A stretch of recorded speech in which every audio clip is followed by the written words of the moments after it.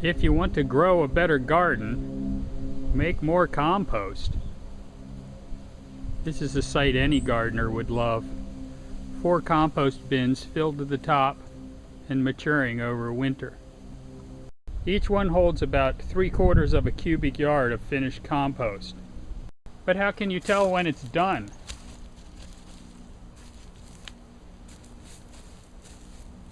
It should be firm enough that you can stand on it. And it should be loose and crumbly.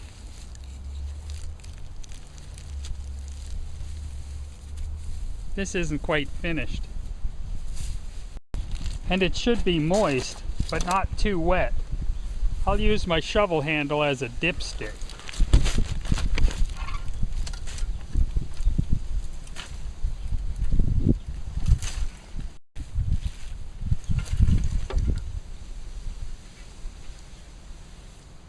This stuff is looking pretty good. It'll be ready in the spring.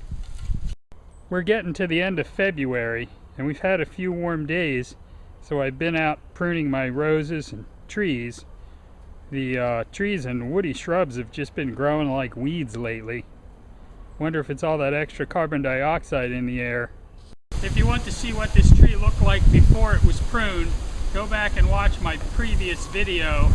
My YouTube channel crashed and burned. I ended up with a big pile of brush to get rid of. Here in Ramilly County we have 3 options. You can cut it up and put it in trash cans. The county will haul it down to the solid waste transfer station, shred it into mulch, and then you can go down there and pick up the mulch and bring it back to your house. Or you could burn it and use the wood ashes and biochar as a soil amendment. And your last option would be a Hugelkultur bed.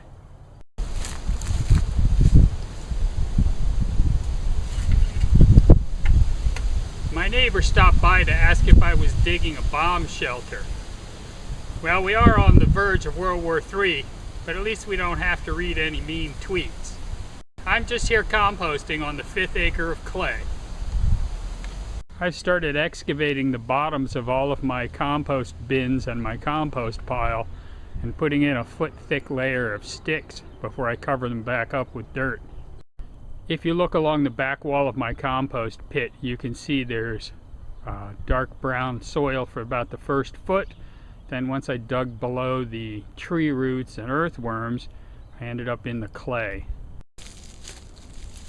It's the kind of stuff you could use for making pottery. There's nothing alive in it.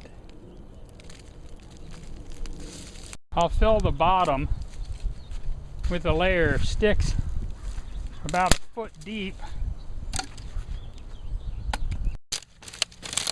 Trample it down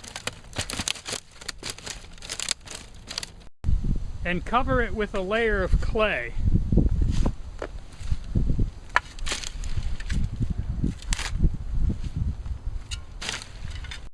Put in enough organic matter and give it enough time, and you can turn your clay back into living soil. Eventually you have to ask yourself, how is it the biggest plants on the planet can live in the same spot for 200 years and never run out of fertility in the soil?